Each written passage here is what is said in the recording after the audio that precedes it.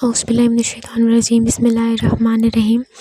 आज के लेक्चर में हम टास्क बार सेटिंग पर मज़ीद डिस्कशन करेंगे और इसके अलावा हम देखेंगे कि हम डेस्कटॉप का बैकग्राउंड किस तरह से चेंज कर सकते हैं।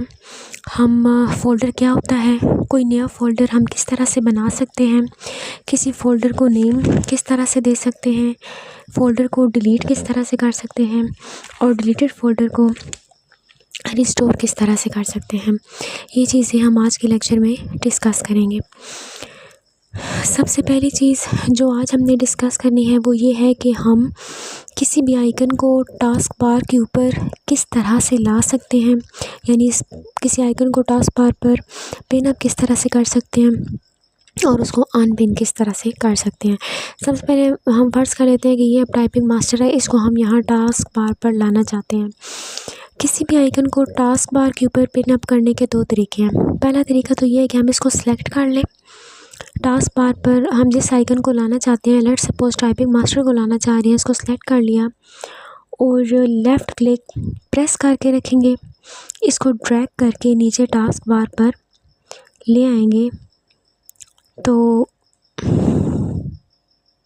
इसको लेफ़्ट क्लिक को प्रेस करके रखेंगे और आइकन को नीचे ले आएंगे तो अब ये देखें कि जो टाइपिंग मास्टर है ये नीचे टास्क बार पर आ गया है।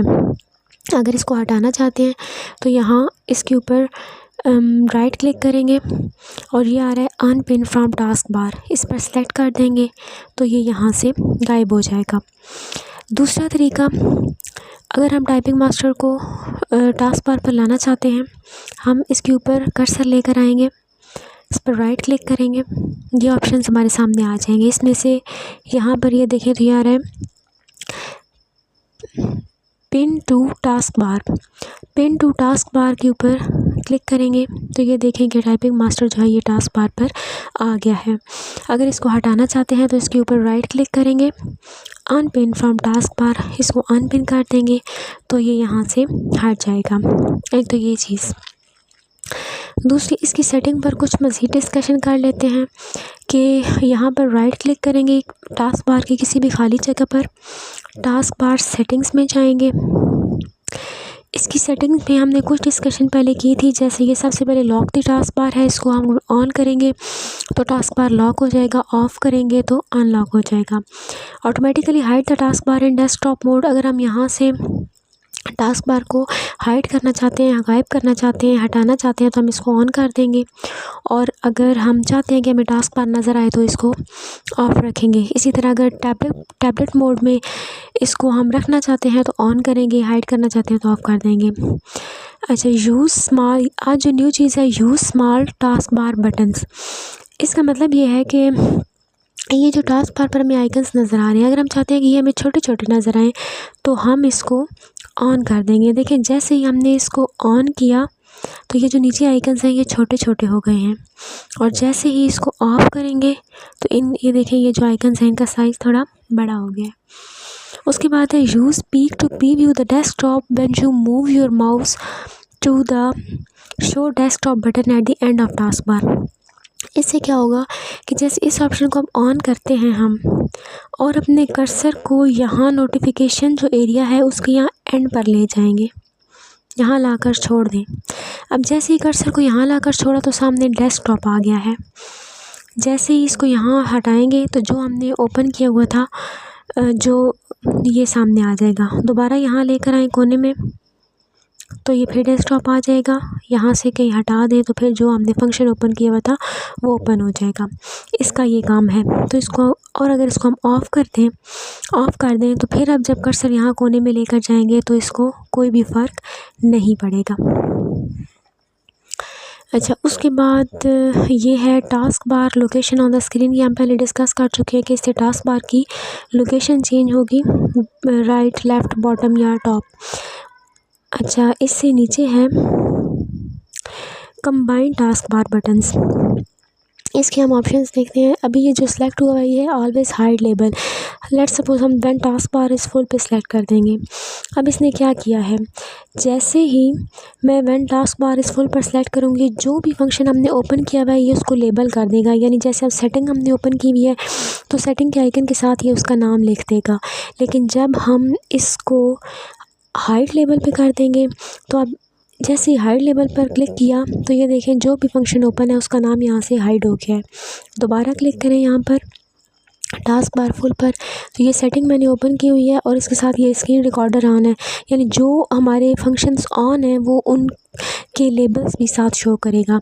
और जैसे ही हम इसको हाइड करेंगे तो फिर ये उसको लेबल साथ में नहीं करेगा। नेक्स्ट नीचे है notification area. Select which icons appear on the task bar, और इसको हम देख लेते हैं कि select which icons appear on the task bar, यानी हम कौन से आइकन्स को टास्क बार पर देखना चाहते हैं। अब जिस चीज़ को हम चाहते हैं कि ये टास्क बार पर हमें नज़र आए उनको हम ऑन कर लेंगे, और जिसको हम आइकन को हम चाहते हैं कि ये हमें टास्क बार पर ना नज़र आए उसको ऑफ़ कर लेंगे। इसी तरह नेक्स्ट है टर्न सिस्टम आइकन्स ऑन और ऑफ, यानी इस पर क्लिक करके हम देखेंगे तो जो सिस्टम के अपने आइकन्स हैं उनमें से हम किस आइकन को टास्क बार पर देखना चाहते हैं। जिसको देखना चाहते हैं उसको ऑन कर देंगे और जिसको नहीं देखना चाहते हैं हम टास्क बार के ऊपर उसको ऑफ कर देंगे। ठीक है, ये हो गई कुछ टास्क बार की सेटिंग्स पर डिस्कशन।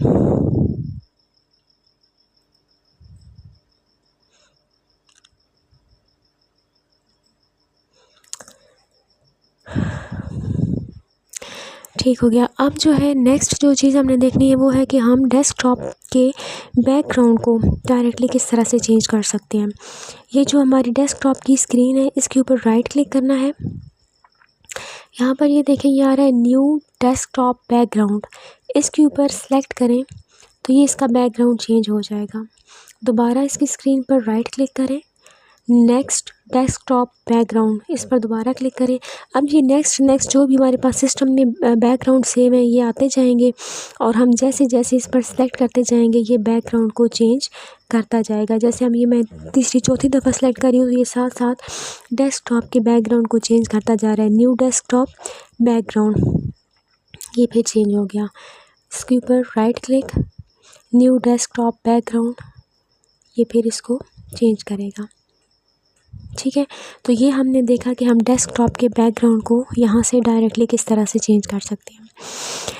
अब हम डिस्कशन करेंगे फ़ोल्डर के ऊपर। फ़ोल्डर क्या होता है?